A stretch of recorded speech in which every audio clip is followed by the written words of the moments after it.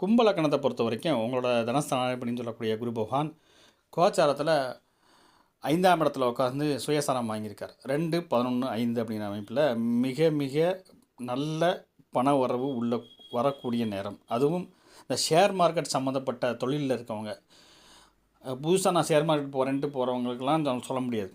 ஏன்னா ஷேர் மார்க்கெட்டில் லாபம் சம்பாதிக்கணும்னா அது சம்மந்தப்பட்ட அறிவு இருக்கும். ஃபைனலாக ஓவராலாக லாபம் அது மிகப்பெரிய லாபமா அப்படின்னு சொல்லி பார்க்கும்போது அது அனுபவம் இருக்கவங்களுக்கு தான் கிடைக்கும். இதை நம்ம எந்த வகையிலும் ஷேர் மார்க்கெட் போங்கன்னு சொல்லி என்கரேஜ் பண்ணலை.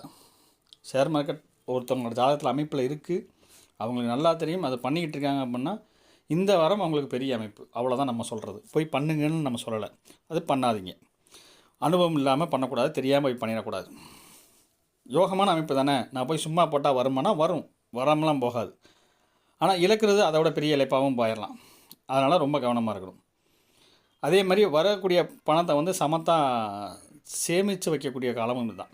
குழந்தைகளோட எதிர்காலத்துக்கு சேர்த்து வைக்கலாம், உங்களோட கடைசி காலத்துக்காக சேர்த்து வைக்கலாம்.